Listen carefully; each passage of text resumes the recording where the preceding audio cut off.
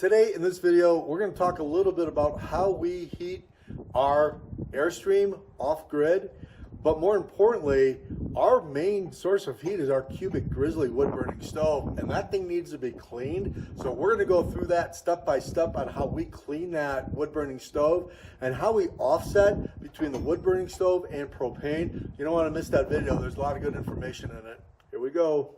Okay. Step one to clean this entire Cubic Mini Grizzly. First, you want to get any kind of remaining ash out of the firebox, and I mean completely free, because the second step is going to be a little bit more difficult. Okay, step two. In the Cubic Mini Grizzly, okay, there are two sets of baffles that are screwed up into the top of the Cubic Grizzly. This is a heat shield. But what it does is it goes around and sucks if you have right airflow, it will come in. But this is kind of like a heat shield for the top, but it's also a baffle. What happens is ash and creosote get on top of this, and when it builds on top of it, it doesn't have proper airflow. And everything about the Cubic Mini and the Cubic Grizzly is all about airflow.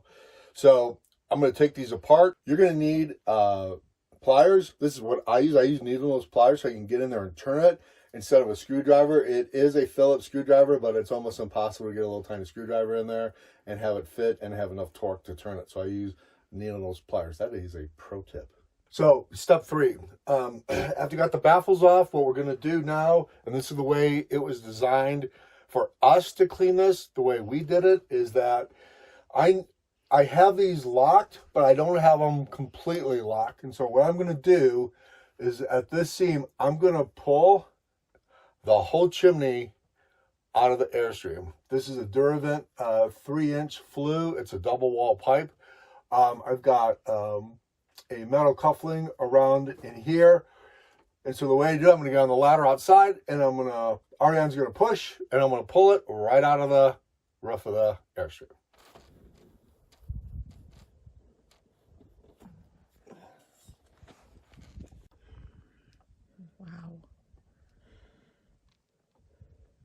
So this is the straight post, and I'm going to get the elbow out, which I don't have to lift through the roof, but that's the whole point, is cleaning this and cleaning our elbow, which really kind of prohibits our Cubic Grizzly for being 100% efficient. That elbow does cause some problems. It just kind of forces you to clean them out a little bit more often. So anyway, now I just go and I'm going to clean all the creosote off and clean the elbow. And then once all that's cleaned, then we go back to the firebox and then we completely clean that.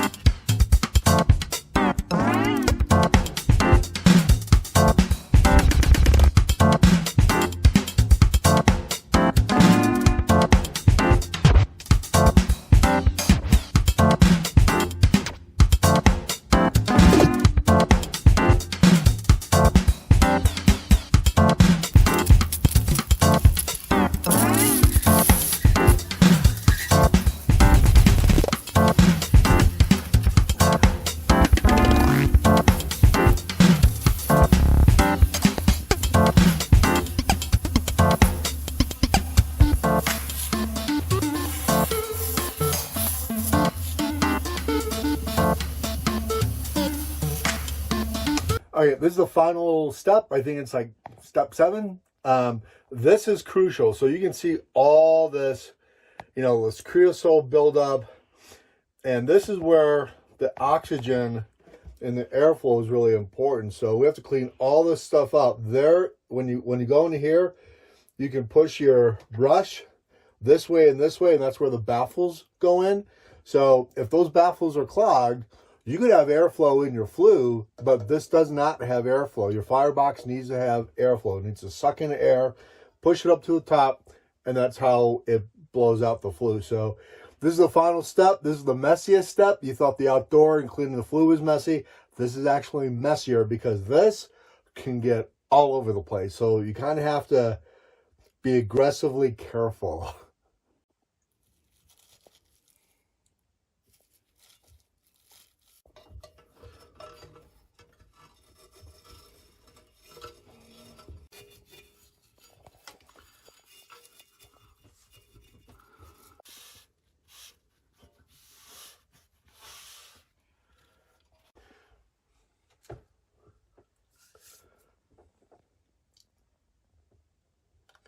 Okay, so everything's clean.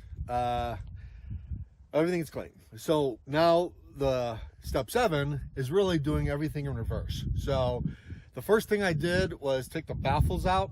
So when you're putting it back together again, you're gonna put the baffles back in first before you attach any of the flue pipe or anything like that. The box is completely cleaned. All the vent pipes are clean. These are clean, so we're gonna just do everything in reverse, and we'll show you how to do that. All right, so I took the rain collar off. That's usually right here. And I'm just gonna shove this thing right back up in the hole. And we're gonna go all the way up.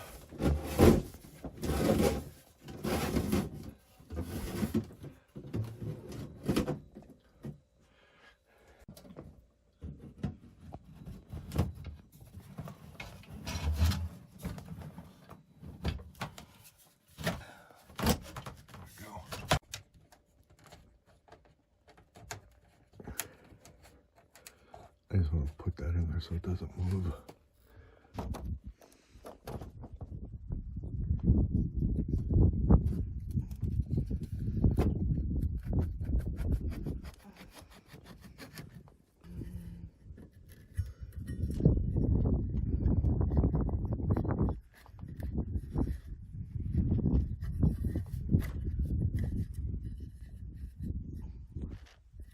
People say, what's my resume for living off-grid in an RV?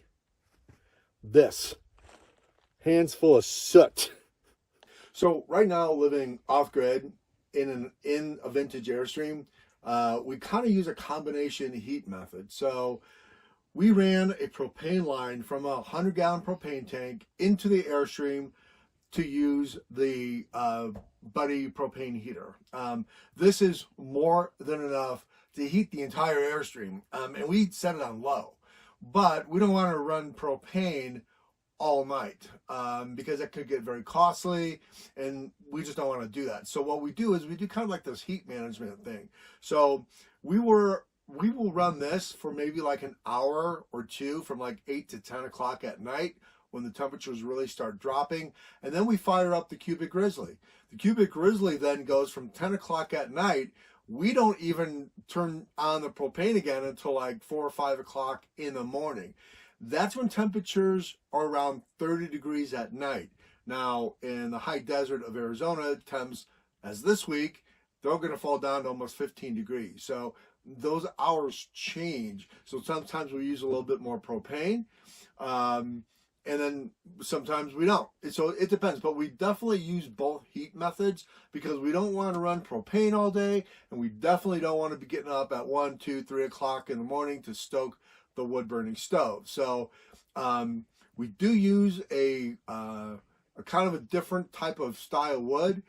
Juniper is all we have out here. Juniper is a softwood. It's not a hardwood, but juniper does burn the hottest of all the soft woods. So we have an advantage there. But let me show you what we use to heat the Cubic Grizzly and let it run for 4 or 5 hours at a time.